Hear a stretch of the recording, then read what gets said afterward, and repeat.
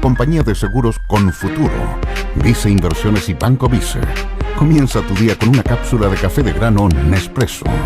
Y 20 años Universidad Alberto Hurtado. Bienvenidos a Pensar. El primer café en cooperativa. Conduce Cecilia Rovaretti.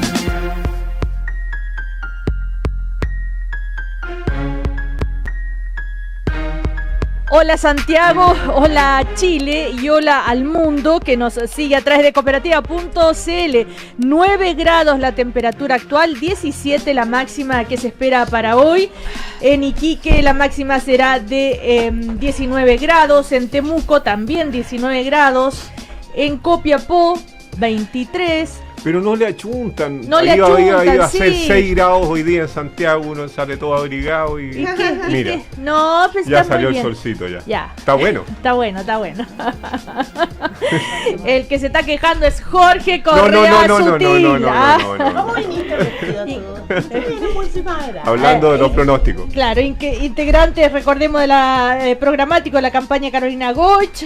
Muy buenos días. Estamos también con Isabel Pla, que ella es de la Fundación Avanza Chile, colaboradora, por supuesto, en el comando de Sebastián Piñera. ¿Cómo te va, Isabel? ¿Cómo Muy buenos estás? días. Buenos días, Cecilia. Y también estamos con Clarisa Hardy, también colaboradora, pero del comando de Alejandro Guille. Hola, Clarisa. ¿Cómo Hola, les buenos va? días. Y nos acompaña como cada mañana la Universidad Alberto Hurtado. ¿Cómo impacta el neoliberalismo en la vida pública y privada de un chileno medio? Los costos y cuán efectiva es la intervención en los grupos menos beneficiados es el profundo análisis de la quinta versión del Seminario Internacional Palabras y Cosas del Trabajo Social en la Producción de lo Público. Participan invitados de Canadá y Argentina. Organiza la Universidad Alberto Hurtado. Bienvenidos a Pensar, Universidad Alberto Hurtado. Bueno, antes que entremos a debatir, sí. Cecilia, un Dígame. saludo a las profesoras y profesores de Chile en su día.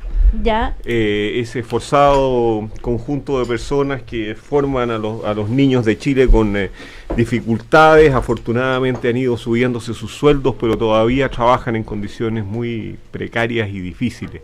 Un gran saludo para ellos, toda mi admiración. Yo quiero saludar a los profesores, pero también Isabel. quiero saludar a las 15 familias sirias que están llegando hoy día a Chile.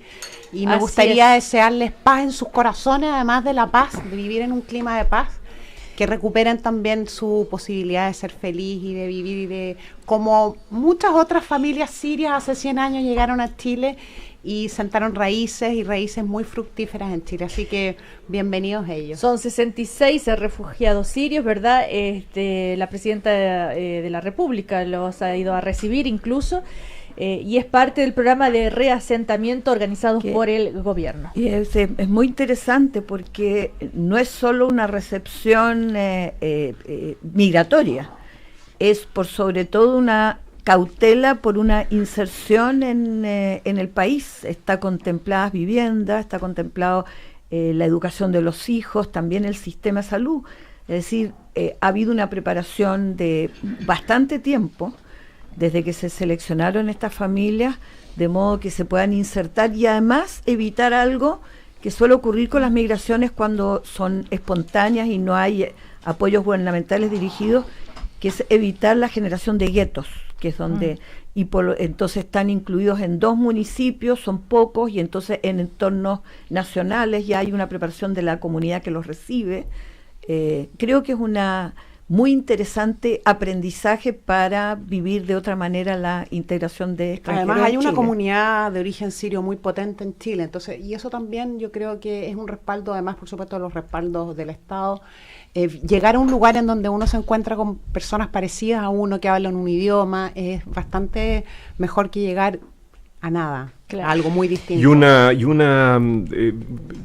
Tú decías aprendizaje, Clarisa. Yo creo que la palabra es muy adecuada porque no solo la discusión sobre inmigración es cuántos ingresan, sino con qué política ingresan, ¿no? Y necesitamos una política de inmigración. Hay aquí una experiencia muy rica que hay que mirar con mucho interés.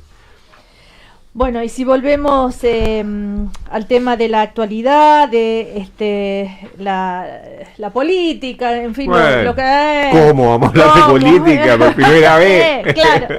Oiga, don Jorge Correa Sutil, ¿qué le parece esta carta que han firmado varios personeros de la democracia cristiana?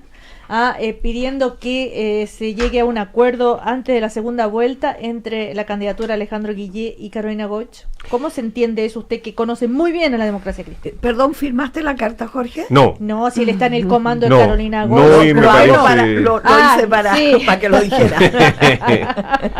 No, y me parece desafortunada desde 3 puntos de vista. El primero es porque la propia candidata ha establecido una estrategia distinta entonces no es un buen apoyo a la candidata tomar caminos diversos a los que ella ha definido y que ha definido en virtud de un mandato de la Junta Nacional de ir con esta candidatura hasta el final.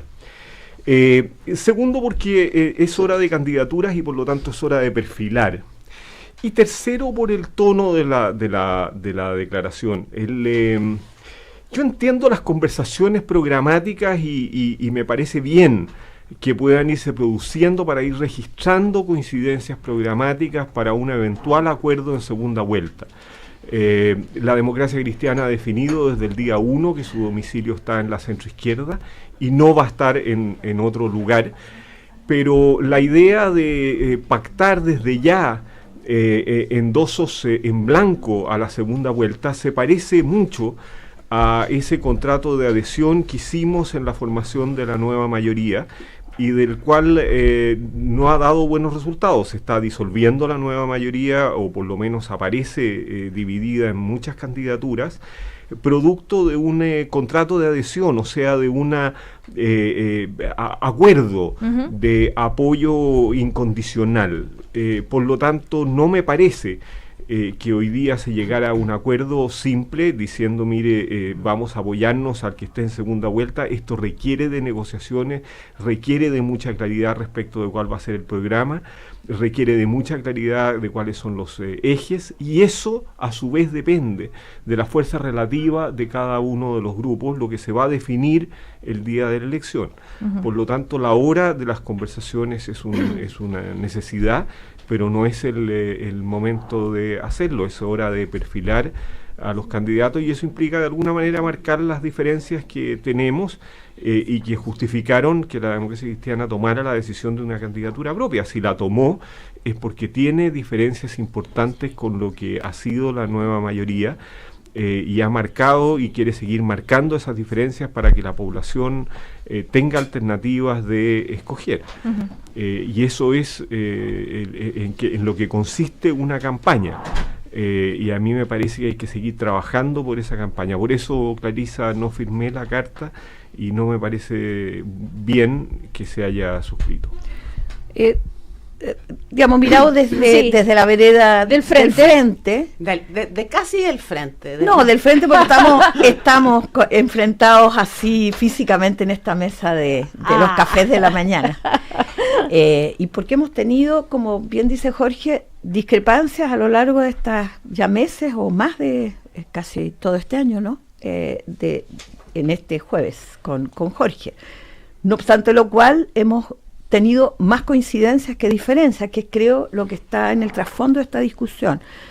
Yo me quedo más que con la carta. Creo que es lamentable todo lo que se ventila todo esto ha generado más ruido y por lo tanto más perjuicios que beneficios, porque si fruto de una obviedad, en mi opinión, que es buscar aproximaciones entre largos años de socios en un acuerdo programático para una segunda vuelta, para aquella candidatura que finalmente pase la segunda vuelta, para mí es una obviedad. La declaración previa es interesante porque permite establecer lazos sobre la base de coincidencias programáticas, que son muchas más que las diferencias que está marcando la candidatura de Carolina Goich. Y entonces yo creo desafortunada la manera en que esto se ha expresado, porque lejos de favorecer esta conversación, está generando un conflicto innecesario.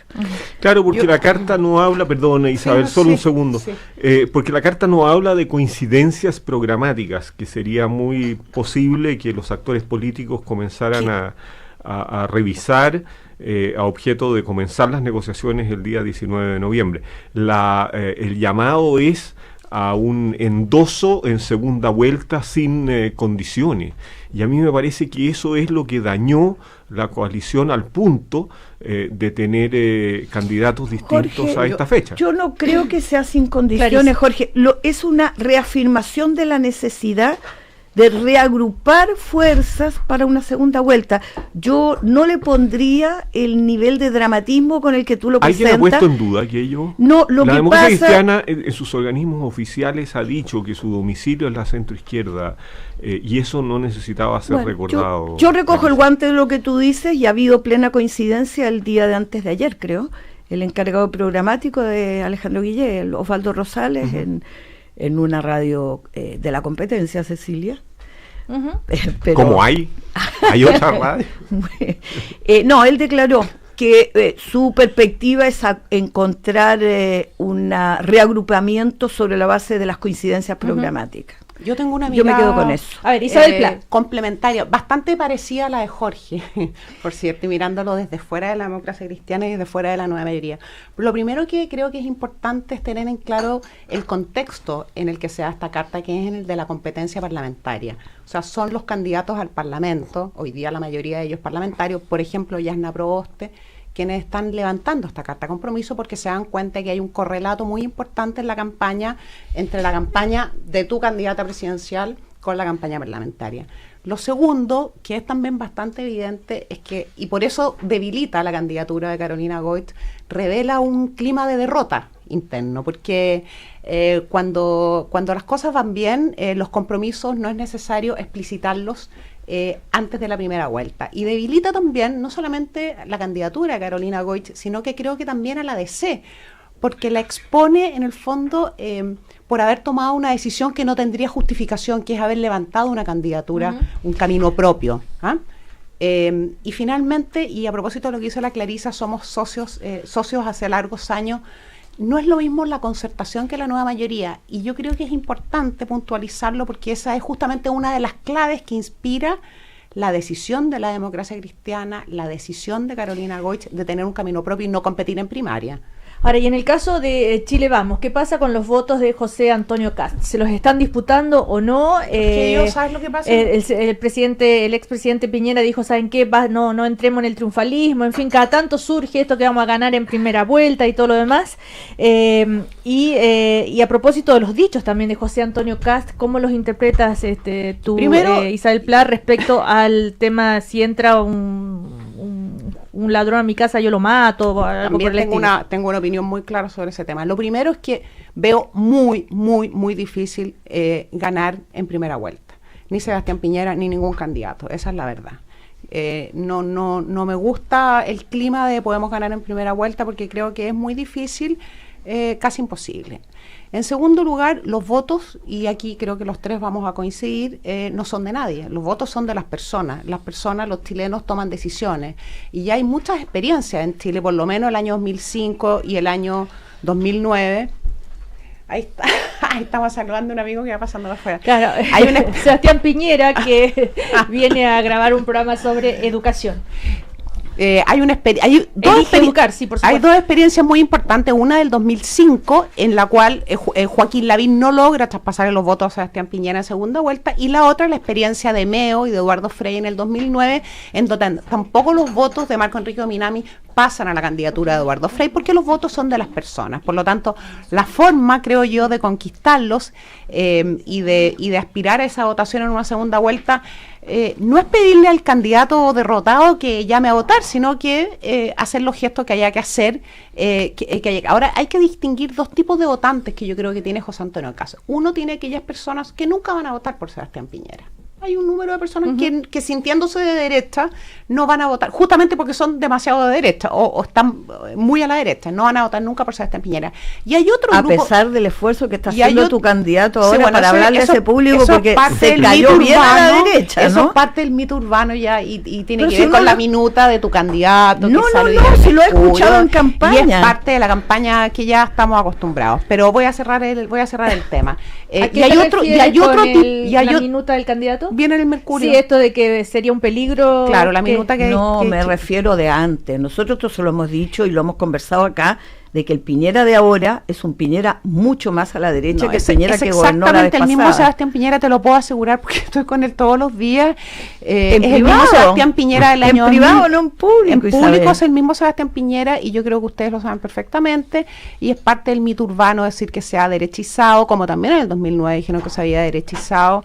Y yo creo que todo lo contrario, yo creo que Chile Vamos hoy día es una coalición muchísimo más amplia y más diversa, y por primera vez la centroderecha de verdad puede decir que tiene elementos de diversidad en su integración. Y respecto a los dichos de José Antonio Kast, por supuesto que no los comparto. Me gustó mucho la reacción de Sebastián Piñera cuando dice que un país civilizado lo que debe hacer es fortalecer sus instituciones y que jamás los chilenos pueden tomarse la ley en sus manos. Pero hay un punto muy importante que plantea él, que es, yo creo que recoge José Antonio Kast, que es la sensación de impunidad que sienten muchos chilenos, que sienten que si son víctimas de un delito, ese delito va a quedar en la absoluta impunidad. Y eso creo que no es una cosa que sea despreciable para ningún candidato. De alguna manera también Alejandro Guillé, Clarisa Hardy, tu candidato, de alguna manera también recoge esa percepción cuando le preguntan sobre el dicho. Dice, si alguien entra a mi casa a dañar a un hijo mío, probablemente también voy a reaccionar de la misma forma. Él lo que quiso decir efectivamente, me parece muy bien su respuesta.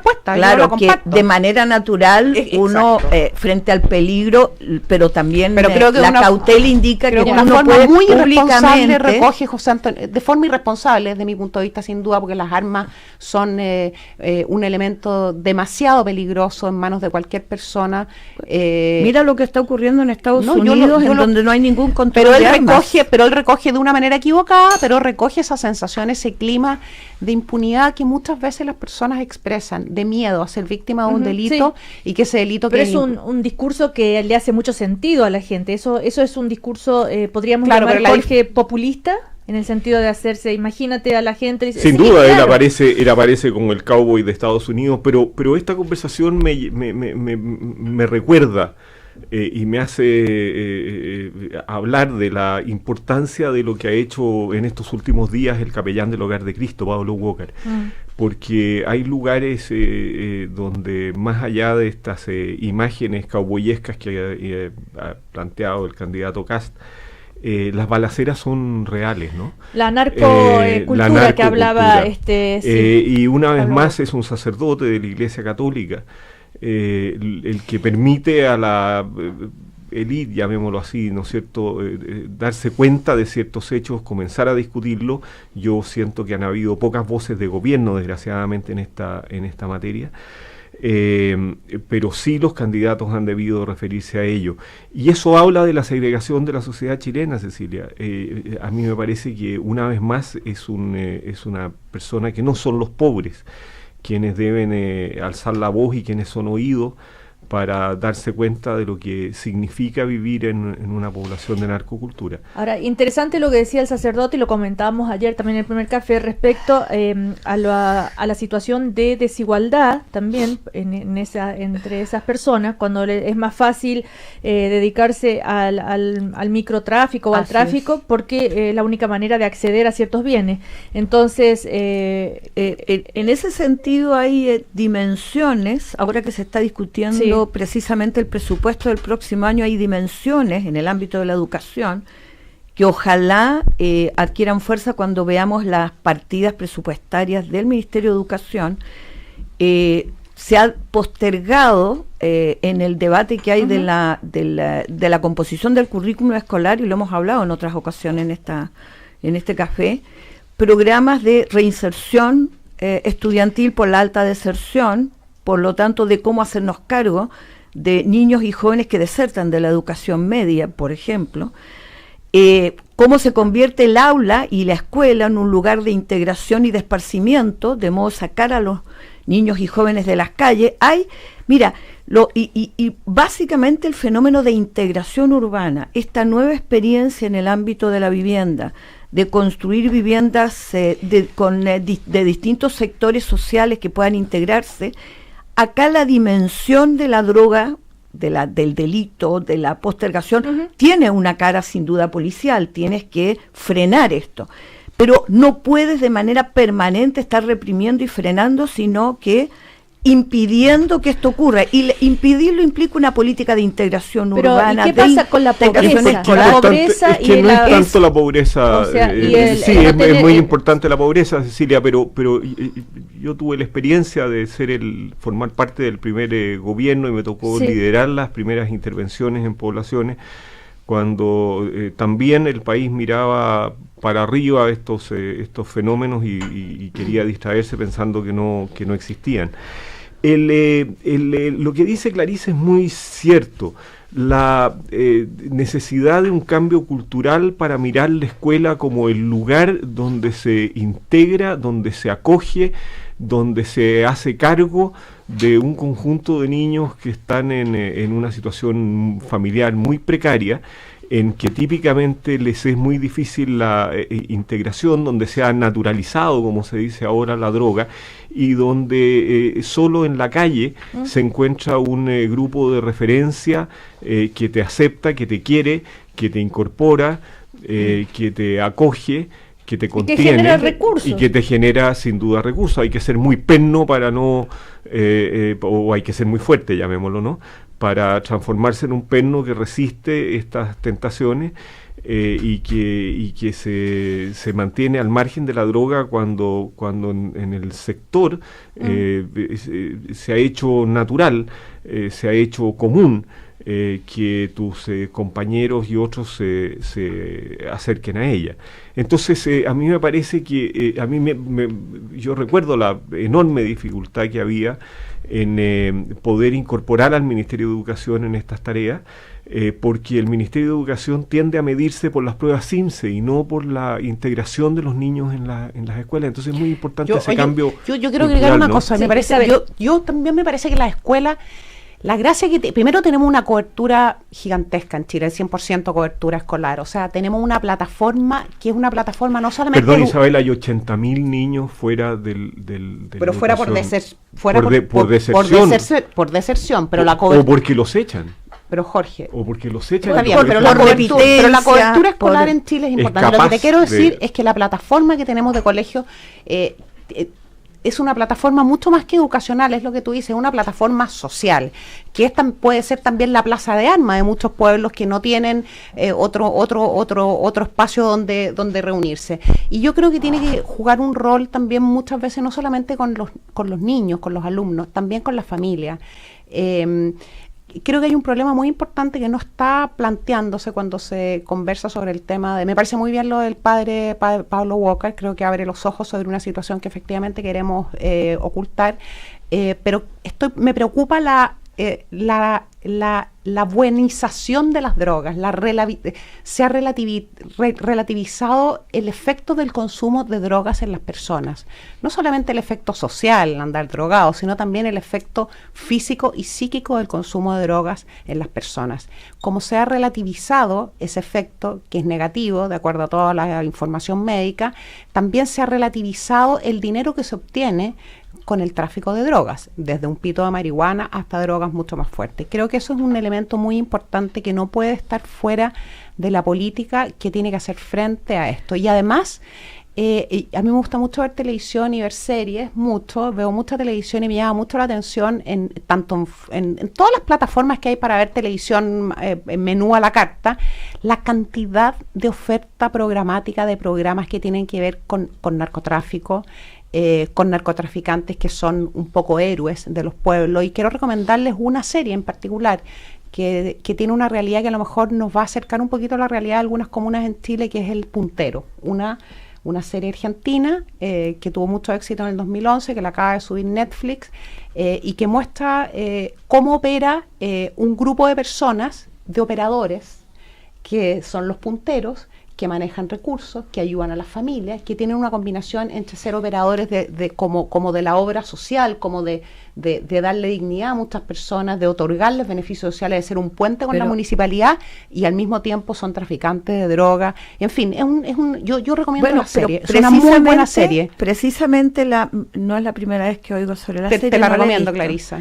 Vamos a verla, pero ahí te plantea un tema que es interesante, porque fíjate tú que es también la experiencia en Colombia. Escobar y el mito de Escobar se construyó sobre la base de que él generó una suerte de sustituto por ausencia de Estado en las comunidades donde hay más marginalidad, donde hay mayor cesantía, donde hay mayor, por lo tanto, anomia. Ellos se constituyeron en un sustituto y, por lo tanto, sobre la base de la lucro que significa dedicarse a esta actividad comercializadora, generan también espacios a la comunidad.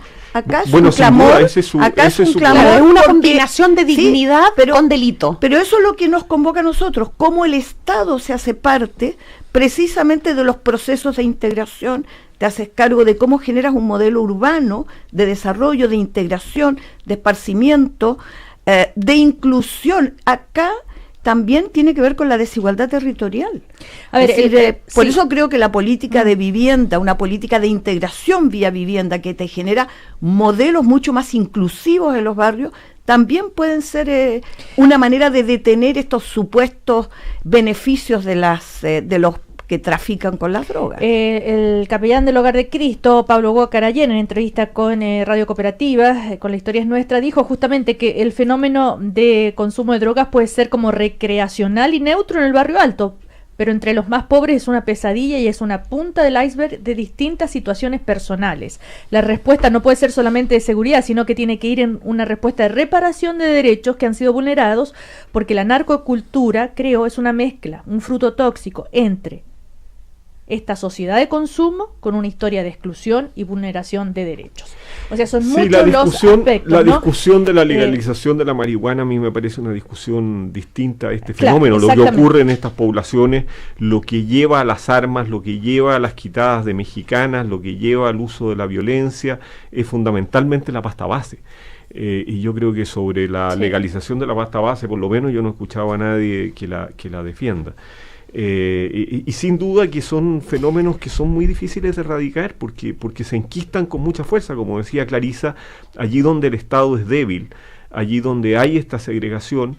El narcotraficante tiende a jugar el rol del Estado y a cubrir necesidades básicas de sillas de ruedas, de camas de escaras, de patrocinio a los clubes deportivos, de organización de fiestas comunitarias, etcétera, etcétera, lo que lo transforma en un protector, en un padrino, si esa es la lógica con la cual operan. Hay en los narcotraficantes mucho gasto social, llamémoslo así, que desafía al Estado a enfrentarlos no solo policialmente, sino a cubrir esas necesidades que hoy día están cubriendo las organizaciones narcotraficantes. Vamos a ir a comerciales y seguimos en el primer café. Si estás en edad de pensionarte, Confuturo tiene un plan de rentas vitalicias adecuado para ti. Conoce sus 3 modalidades ingresando a confuturo.cl, respaldados por la Cámara Chilena de la Construcción. Para los amantes del café y el diseño, Nespresso presenta Essenza Mini, su máquina de café más compacta para que disfrutes de su mismo café de siempre, con estilo. ¿Qué esperas para tener la tuya? Y tienes una oportunidad de inversión, utiliza tu portafolio de inversión y multiplica tu capacidad para invertir en instrumentos financieros de todo el mundo con Vice Investment Access. Infórmate más en vice.cl. Iguamo está contigo en tu lucha junto al power de los emprendedores. Pórtate el nuevo plan Emprende Extra Gigas y por cada plan obtén un descuento adicional. WOM, nadie te da más. A la vuelta seguimos con Isabel Clarisa Hardy y Jorge Correa Sutil. Los académicos de la Universidad Alberto Hurtado combinan docencia con investigación. Además de ser voces vigentes en el quehacer público, investigan y generan conocimiento relevante al servicio de nuestros estudiantes y del país. 87% cuenta con estudios de posgrado en las más prestigiosas universidades de Chile y el mundo. Bienvenido a Pensar. Posgrados UAH, Universidad Alberto Hurtado, acreditada por 5 años en las 5 áreas. Oye viejo, ¿y ahora que te jubilas, qué vas a hacer? Llegó el momento de disfrutar, hijo mío. ¿Sí? Tengo asegurada una pensión fija mensual por el resto de mi vida. Pero qué seco, papá. Tú sí que piensas en el futuro. Yo pienso con futuro, hijo. ¿Qué vamos a hacer estas vacaciones? No sé, me da Compremos los pasajes. ¿En serio? En compañía de Seguros Con Futuro, queremos estar contigo en esta importante etapa de tu vida. Tenemos más de 25 años de experiencia en pensiones. Asesórate con nuestros expertos en confuturo.cl. Vive con futuro. Somos CCHC. Imagínate ser capaz de preparar exquisitos cafés, estilo barista, donde tú lo desees. Con Barista, el nuevo café de edición limitada de Nespresso, ahora es posible. Este café fue especialmente desarrollado para satisfacer a dos tipos de amantes del café. A aquellos que prefieren una indulgente receta de café con leche y a aquellos que prefieren un café negro intenso. No te lo pierdas. Rick, tengo lo que tu negocio necesita. Permíteme chantarte los caracoles, amigo. ¿Tú crees que esta tienda salió de la nada? Me ha costado sangre y sudor. Así que si tienes lo que necesito, más te vale hablar de un plan que junte telefonía y banda ancha móvil al mejor precio. Es justo lo que te traje. Pórtate hoy a un plan Emprende Extra Gigas con doble de gigas para siempre. Y WhatsApp ilimitado por 2 años desde 15.990. Y por cada plan adicional, lleva un descuento extra. ¡WOM! ¡Nadie te da más! Promoción válida hasta el 31 de octubre o hasta agotar stock de 5.000 unidades. Bases y condiciones en WOM.cl.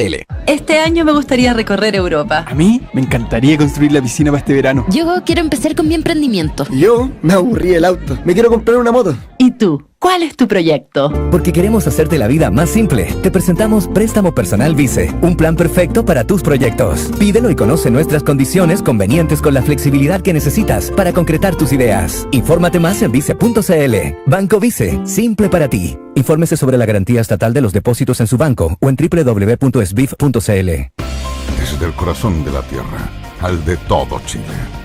Corazón de Minero, en Cooperativa.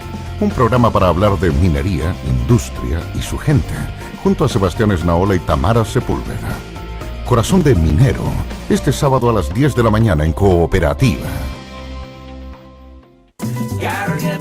Los delincuentes deberían estar en la cárcel. Mientras nos preocupamos de los jóvenes que viven en la precariedad. Carolina Goich nos une. Soy Carolina Goich y yo me atrevo. Carolina Goich, presidenta. Aló, buenas tardes. ¿Sí? Oiga, ¿sabe que lo llamo para decirle que lo vamos a embargarlo por la deuda que usted tiene pendiente con la tienda La Color? El camión ya. ¿Usted no sabe acaso que la ley señala que la demanda debe tener mérito ejecutivo? Te asesoramos legalmente, te defendemos. 9 años de experiencia, 95% de éxito. Llámanos al 22-840-9000. Deudas.cl. Nada es tan terrible. En esta edición del semanario Cambio 21, conscriptos y presos en Punta Peuco denuncian. Ejército oculta información sobre violación a derechos humanos. Carolina Goich denuncia vieja treta de la derecha. El terrorismo económico. Abusos contra menores. Denuncia de Cambio 21 llega al Congreso. Héctor Precht, periodista chileno, encontró al Che Guevara y no le creyeron. Semanario Cambio 21. Suscríbase llamando al 226-326-165 y 226-326-166. Temporada al aire libre en Restaurant El Bohío de Sheraton Santiago. Al almuerzo y cena, ven a disfrutar de la más amplia variedad de carnes grilladas, junto a un exquisito buffet, surtido de mariscos, ceviches y terrinas, quesos y ensaladas, verduras grilladas, alternativas de deliciosos platos de pescado y pastas, imperdibles postres y mucho más, con gaseosas sin límite. Te esperamos en El Bohío de Sheraton Santiago. Reservas al 222-33-5000 o en sheratonsantiago.com. Hay una devolución que todos los empresarios conocen. La de impuestos, en mayo. Hasta ahora, porque en octubre comienza una revolución en las devoluciones. Tarjeta de crédito BCI Empresarios presenta Cashback, que te devuelve dinero por tus compras. Y no es broma, porque en octubre tu tarjeta BCI Empresarios te devuelve el doble. Úsala en miles de comercios asociados y descubre una nueva devolución. BCI, somos diferentes. Infórmese sobre la garantía estatal de los depósitos en su banco o en sbif.cl. Más información en bci.cl. 9 grados. 9 grados en Santiago. Cooperativa. 24 minutos para las 10. 24 minutos para las 10. Para servir o para llevar. En todas partes. El primer café lo compartimos juntos. En Cooperativa. Seguimos en el primer café. WOM está contigo en tu lucha junto al Power de los emprendedores. Pórtate al nuevo plan Emprende Extra Gigas y por cada plan obtén un descuento adicional. WOM, nadie te da más. Y nuevamente Banco Vice fue distinguido con el primer lugar del Premio Nacional Satisfacción de Clientes Pro Calidad Sector Bancos Medios y elegido como el mejor de los mejores en la categoría contractual. ¿Eres un amante del reciclaje? Bueno, reciclando tus cápsulas de aluminio Nespresso ayudas a Fundación Mi Parque y al medio ambiente cada vez que disfrutas de un rico café. ¿Sabes cuál es la principal ventaja de contratar una renta vitalicia con Futuro? Que vas a contar con una pensión fija en UF para el resto de tu vida. Ingresa a confuturo.cl y pide una asesoría experta y cercana con Futuro. Isabel Pla, Clarisa Hardy, Jorge Correa Sutil están en el primer café de hoy. Hay muchos otros temas, sí. Y Cecilia Roaretti, es decir, esta vez hay 3 mujeres y un solo hombre en este panel. Bueno, no hay paridad masculina, Jorge Correa. No, está muy bien. Está muy bien, ¿cierto?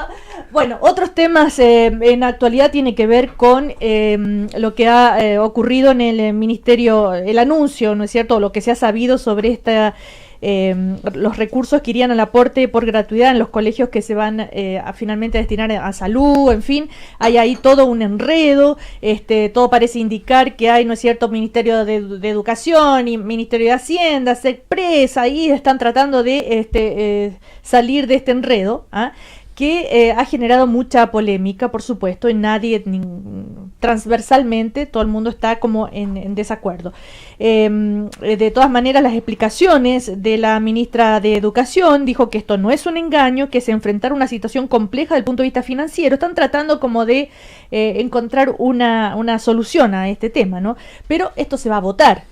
Y seguramente tengo entendido, o sea, por lo que he leído, es transversal que nadie va a estar de acuerdo. El problema es que los parlamentarios no pueden subir el presupuesto, pueden reducirlo, pero no pueden subirlo. Pero pueden no aprobarlo. Pueden no aprobarlo. Claro, entonces uno se pregunta, la verdad, es decir, mirado en lo desnudo de las cifras, estamos hablando de que iba a haber, por este concepto, lo que está en discusión, una subvención por niño que en vez de 8.000 y fracción serían 10.000 pesos. Es decir, estamos hablando de una diferencia de un poquito más de 1.000 pesos por niño. Es probable que esto no tenga mayor incidencia en ese sentido y por lo tanto uno se pregunta si así fue, ¿por qué razón el gobierno decidió ajustar el presupuesto por este lado que del punto de vista político y simbólico tiene mucha importancia porque está asociada a la ley de gratuidad? Lo más probable es que esto tenga una solución y que se haya simplemente cometido el error de haber tomado una decisión. Si tú quieres hacer ajustes en algunos lados, busca partidas que no sean del sistema educacional. Digo, con la gravitación y la importancia que tiene hoy día el debate educacional en Chile, por un diferencial de fiscal, en que finalmente el gobierno, para poder sacar de la comisión el acuerdo de sus propias bancadas, va a tener que dar la diferencia. Claro, porque en principio era que se estaba difiriendo un año, no más que eso. También la ministra dijo que la subvención general, que implica un monto mayor, que en suma los colegios hoy reciben mucho más recursos que antes, como diciendo, no es tan terrible, pero el costo político, yo tengo una opinión ha sido altísimo. No tan primero, yo me parece destacable el rechazo totalmente transversal, o sea, desde Jaime Belolio de la UDI hasta Camila Vallejo del Partido Comunista, transversal a la decisión del gobierno. Primero, es una ley de la República la que está incumpliendo, no es un compromiso solamente, es la ley de inclusión en su artículo 24 transitorio, me parece, que es el que establece que a partir de este año la subvención va a aumentar. En segundo lugar, puede ser poquitito, 2.000 pesos, entre los 8.000 y tantos y los 10.000 pesos que estaban comprometidos, pero para las municipalidades y para las corporaciones educacionales significa mucha plata y para los colegios también. La municipalidad de La Florida son 300 millones de pesos inmediatamente y 300 millones de pesos en la educación pueden significar una diferencia muy importante, Clarisa. No lo dije en el sentido, digo que del punto de vista fiscal del alumno, yo absolutamente es subsanable. O sea, y en tercer lugar, yo aquí creo que uno se enfrenta a dos posibilidades. Una posibilidad que haya sido un error político, de la DIPRES, o en fin, de Hacienda, que siempre está contando la plata en todos los gobiernos, en fin, eso es transversal en todos los gobiernos, un error político. Y la otra posibilidad es que a lo mejor la intención era esa, ¿te fijas? O sea, no bajar de los patines a los colegios particulares subvencionados. Por eso te estoy planteando, Clarisa, antes de tu suspiro, te estoy diciendo que nos enfrentamos a dos posibilidades que el gobierno tendrá que explicar cuál es la razón por la cual, más allá de haberle pasado plata a salud. A mí me parece que el gobierno, más que explicar nada, lo que debiera hacer es corregir. Primero porque, como dice Isabel, esto es un compromiso legal adquirido. Ya una vez hubo una ley permanente que fue modificada por una glosa presupuestaria a propósito de la Universidad Católica. La Universidad Católica entabló un juicio y el Estado debió llegar a un acuerdo en el cual restableció los aportes que estaban comprometidos por ley. No sería una torpeza que volviera a ocurrir lo mismo y que esto fuera judicializado y terminara el gobierno cediendo sobre la base de demandas en tribunales. Y en segundo lugar, porque a mí me parece que el énfasis en educación, a propósito de lo que estábamos recién hablando, a propósito de la desigualdad, debe necesariamente estar en los grupos más vulnerables y en la educación primaria, donde se produce la posibilidad de una mejor vida, incluyendo la posibilidad de educación superior. Por lo tanto, no es un descubrimiento nuevo, que los recursos son escasos, que las necesidades son múltiples, y a mí no me cabe duda que esta es una de las que debiera privilegiarse. Chile tiene una provisión mixta de educación, lo hacen los privados y lo hace el sector público, y el Estado no debe abandonar la educación que entrega el sector privado, porque es un aporte muy valioso. Ahora, lo que se dice desde el Ministerio de Educación, que este gobierno ha hecho el incremento más grande de recursos en las últimas décadas, los establecimientos, la subvención promedio por estudiante, sumando las distintas modalidades, ha subido de aproximadamente 110.000 pesos en 2014 a más de 145.000 para el 2018, que esta postergación en ningún caso significa que se va a desfinanciar, que hay un alza sobre los 5.000 pesos por alumno en el 2018. En fin, lo relevante, el documento del Ministerio de Educación, es que la reducción del copago que hacen las familias se hace en la medida en que los recursos públicos cubren la totalidad del dinero que aportan las familias. En fin, por eso mismo, claro, todo esto es tan innecesario, porque siendo todo eso cierto, estamos hablando... vuelvo a decir, Isabel, no quiero minimizar lo que esto puede significar en un colegio. Estoy diciendo que desde el punto de vista de la decisión fiscal, lo entendí haber comprado este conflicto por un monto de no gasto tan menor, parece de una, yo te diría, políticamente es inexplicable. Y lo más probable es que lo reparen. Entonces que uno dice, insistiendo. Entonces, ¿para qué? ¿Para si lo vas a reparar, exacto, más bien ahora esto que estoy leyendo es lo mismo que salió ayer, no es algo nuevo, solo que más en detalle. En todo caso, eso es, como se dice, noticia en desarrollo. Además es dejar al Congreso en una situación francamente imposible. Si el Congreso aprueba una ley de inclusión en el cual termina con el copago,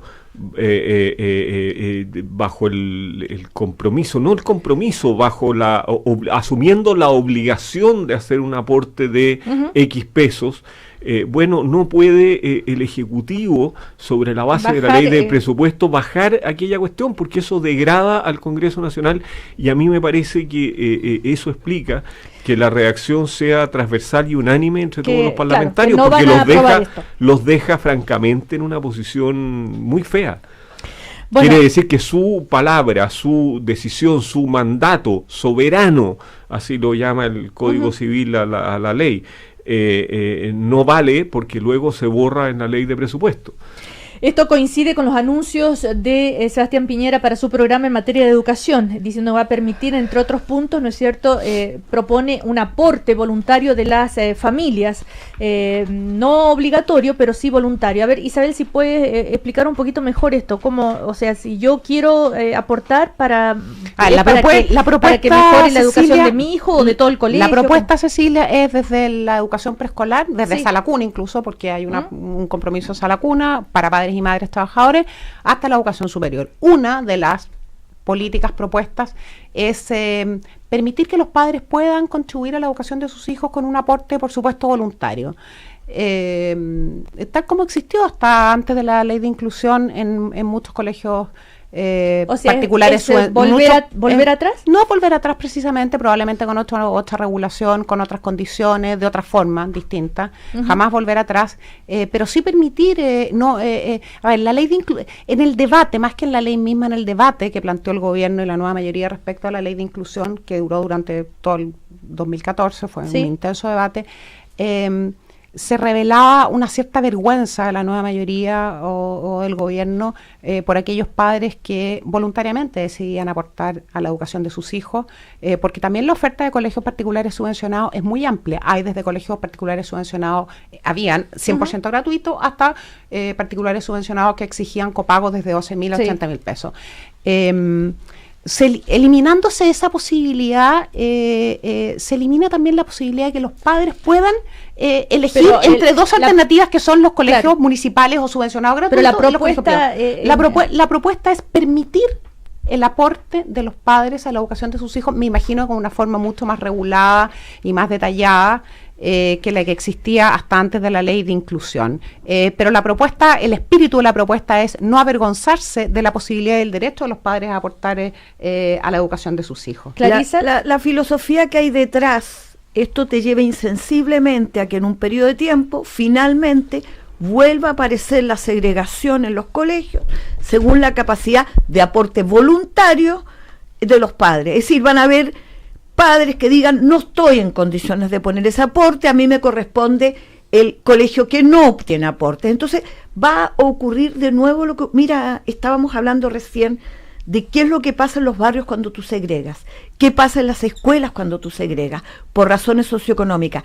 Lo que había detrás y sigue habiendo detrás de la ley de inclusión, por eso creo que la metida de pata con esta discusión ahora en el Congreso, es que le da pie a esta discusión que creíamos había sido superada, y es que no sea la capacidad económica de los padres el que determine la elección del colegio. No es cierto. Empieza siendo voluntario hasta que se genera una cultura de aporte que finalmente segrega. Queríamos terminar con eso. De eso se trata. No es que nadie le elimina la posibilidad de que los padres puedan hacer mejoras en un colegio, pero que la calidad educacional dependa de los aportes de los padres es parte del problema y no de la solución. No, la calidad educacional, Clarisa, debe depender de un Estado que es capaz de garantizar calidad de la educación en la sala de clases. Por lo tanto, pone los recursos voy a terminar que son la frase, necesarias. en la educación pública, que era la promesa, por cierto, de la presidenta Michelle Bachelet cuando llegó al gobierno en marzo del 2014 y que hasta hoy no se ha hecho realidad. Isabel, el problema del aporte voluntario es que es muy difícil que sea voluntario. O sea, se generan presiones por parte del colegio para el aporte de las familias que puede terminar excluyendo, eliminando, segregando o dejando en un muy mal pie a aquellos que no están haciendo el aporte. Por lo tanto, es muy difícil hablar de un aporte voluntario. A mí me parece que eso marca una diferencia y vuelve a colocarnos en el tema de la segregación escolar. No te convence. Ahora, pasando al tema, es que si la idea del aporte, yo no estoy en contra de la idea del aporte de las familias a la educación de los hijos, pero eso requiere un plan donde alguien agregue a esa cuestión la idea de cómo va a lograr que la educación no termine segregando y dividiendo a los niños de Chile, y esa cuestión no se la he oído en el plan de Piñera, donde simplemente me dice, mire, voy a volver al aporte voluntario, y volver al aporte voluntario es volver a un aporte voluntario entre comillas. Ahora, otro tema, Clarisa, no sé si lo habrás visto tú que estás en el comando de Alejandro Guillé, este documento que se ha filtrado y que aparece hoy en el diario El Mercurio, es una minuta, ¿verdad?, interna del comando de Alejandro Guillé, donde apunta qué decir, qué no decir en esta campaña electoral. ¿Verdad? Este documento se llama Motivos para creer y debemos generar, dice, un fuerte contraste y establecer con mucha fuerza que esta elección se trata de nosotros, la gente, contra ellos, los poderes que se coluden, el lobby, etcétera. Guille es el presidente de la gente, Piñera el presidente de los pocos. Debemos decirle a los ciudadanos que Sebastián Piñera es un riesgo para el país, en fin. Está firmado por Juan Andrés Lago y Rubén Darío Díaz. Sí, Clarisa. No sé, podrías preguntarle a Juan Andrés, que es uno de tus panelistas con eso en dijo el toda café. La Clarisa, la opinión que viene de la minuta. No, quiero decirte que yo, que estoy sentada acá todas las semanas, que voy a Estado Nacional, no he recibido la minuta. Nadie me ha pauteado, estoy acá por convicciones, como lo está el grueso de las personas que colaboramos con la campaña de Alejandro Guillé, y yo espero que el propio juicio y convicción de los ciudadanos que van a votar sea el que influya en su decisión. Yo creo que no necesito ningún argumento de este tipo para tener la certeza de que representamos un proyecto de sociedad distinto al que nos propone la derecha. Es cosa de mirar. Acabamos de tener esta conversación con Isabel sobre nuestra distinta perspectiva de cómo abordar los fenómenos de la inclusión escolar. El qué significa o no este debate sobre el financiamiento. La diferencia, Clarisa, por lo tanto, para mí esta minuta es irrelevante. Yo me imagino, ni le he preguntado, pero supongo que también ustedes deben tener minutas internas y seguramente muchos usan minutas. Nosotros tenemos una serie de minutas de distintas razones, pero jamás usaríamos el lenguaje que usa el señor Lago en esa minuta.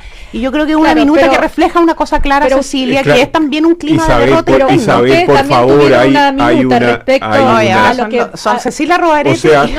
Te estaba preguntando por la minuta de Sebastián Piñera respecto a la reacción cuando la presidenta Bachelet dio esta entrevista diciendo que se había hecho mucho más que en el gobierno. Yo soy la encargada de coyuntura de la Fundación Avanza Chile y por tanto la dueña de las minutas, por así decirlo. ¿Las redactas? Entre otras, muchas de ellas sí, por supuesto, muchas de ellas otras no, que son sectoriales y son responsabilidad de los investigadores en esa área, pero prácticamente todas las minutas pasan por mí. Y debo decir aquí que jamás he visto una minuta con el tono de la minuta que vi del comando, no quiero decir el candidato, pero del comando del senador Alejandro Guillé. Mira, yo no he visto, Isabel, yo no he visto minutas, pero he visto campañas. He visto al señor Camus, he visto a la... No conozco al señor Camus, en todo caso, no es parte de nuestro comando ni de nuestra campaña, no forma parte de ningún espacio y nunca he estado con él tampoco. Puedes no conocerlo, pero hasta aquí yo diría que la campaña de descalificación, la campaña más bien del terror, la campaña de mostrar un Chile negro, había provenido de la derecha. Yo lamento la minuta de Guillé porque me parece que se pone del comando de Guillé o de quien provenga, porque me parece que se pone a la altura de esa situación, de hacer de la campaña una campaña de descalificación, que es típica de los procesos de campaña, que no digo que no sea efectivo, pero que creo que es muy malo para las políticas públicas en el país. Claro, esta minuta interna que circula en el comando de Alejandro Guillé. Bueno, y acá hay algunos extractos. Sí. Estoy en ese comando, nunca la he visto. Ya. Es más, si la recibo probablemente ni me entero. Como ojalá cientos de miles de colaboradores, yo le quitaría todo el perfil. Esto permite media plana completa del Mercurio para levantar algo que francamente vale re poco. Qué bueno oírlo de Clarisa. Jorge Correa. Así como el gobierno debiera echar pie atrás en materia de los aportes a los colegios, me parece que sería bueno que el comando de Guillé desautorizara esta minuta. Bueno, el otro tema de actualidad tiene que ver también con el envío de la ley para la Araucanía. Es interesante también esto. Clarisa, tú... Pone el foco, creo que es una interesante combinación de las distintas dimensiones que están involucradas en la cuestión indígena en la Araucanía, que son tanto medidas relativas a desarrollo productivo, a nuevas iniciativas de inclusión económica en la región. Recordemos que es la región con mayores niveles de pobreza del país, y simultáneamente le da el centro a esta discusión que ha habido permanentemente con el conflicto en la zona, que tiene que ver con el reconocimiento constitucional de los pueblos indígenas e incorporar la consulta indígena para la nueva constitución. Creo que esta combinación es lo más interesante de este plan que entiendo son más de 300.000 millones de pesos de inversión que ya estaba destinado, que tienen un foco con la inclusión de los mapuches en el desarrollo productivo de la región. Bueno, pero todo esto en este minuto es un envío de un proyecto de ley bien importante, que como decíamos, lo que se ha dado a conocer, que es un plan especial de inversiones y que tiene 3 focos principales: el reconocimiento constitucional, la participación política indígena en el proyecto de nueva constitución previa consulta indígena, el desarrollo productivo regional y territorial y la ampliación del programa de reparación de las víctimas de la violencia en la Araucanía. Ahora, ¿alcanzará a aprobarse un proyecto de esta envergadura? Difícilmente, pero instala algo muy positivo. Yo no conozco los detalles del proyecto, no tengo capacidad de opinar respecto de sus virtudes y las eventuales críticas que uno pueda tener, pero me parece a mí que tiene una gran virtud, que es plantearse el problema como una cuestión multidimensional.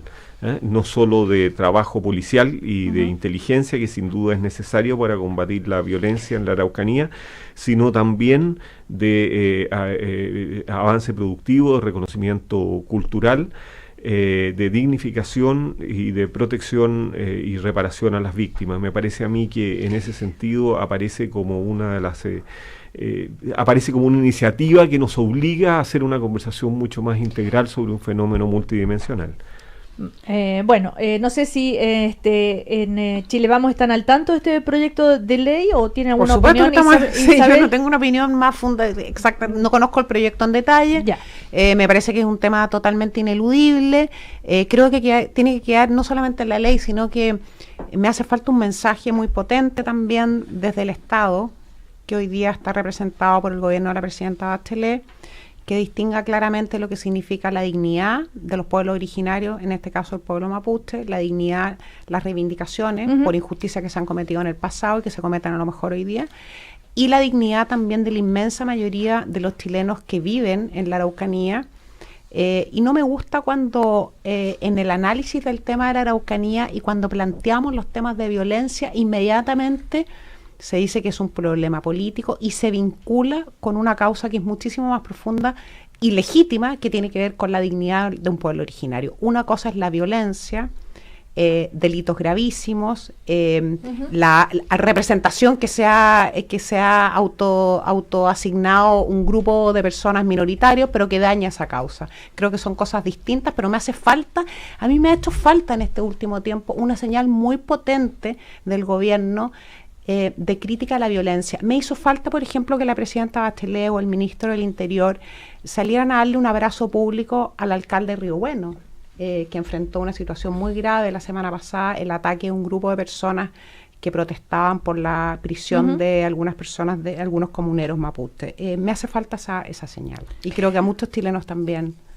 Pues yo creo que el mensaje más potente, más que de dignidad, es de identidad y reconocimiento de que somos una sociedad multicultural y en donde esas distintas tradiciones. Empezamos este programa hablando de los refugiados sirios que llegan y se nos olvida que también tenemos esta composición nuestra interna, y acá no solo, como digo, dignidad es identidad, y creo que en ese sentido este proyecto del gobierno lo recoge.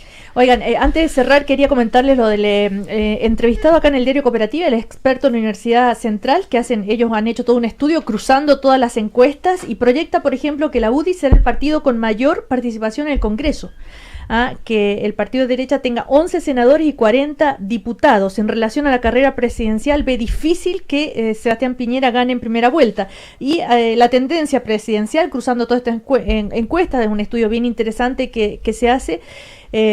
Así que ¿está publicado en algún lugar? Ahora en Cooperativa. Ahora le interesó a Isabel Córdoba.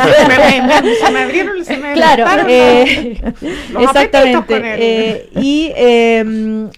bueno, entre Fuerza de Mayoría y Convergencia Democrática, que entre los dos suman 69, el Frente Amplio 10, dijo que según él vamos a tener una composición del Senado mixta, donde la mitad viene del 2013 y la mitad viene del sistema electoral nuevo. Por lo tanto, bueno, los recomiendo que se preste atención, esto es bien interesante. Y en cuanto a la tendencia presidencial, el pronóstico, Sebastián Piñera, 44,4%. Es decir, sigue incierta quién será el presidente de este país, porque esto nos lleva a una segunda vuelta y habla de fuerzas muy equilibradas en la segunda vuelta.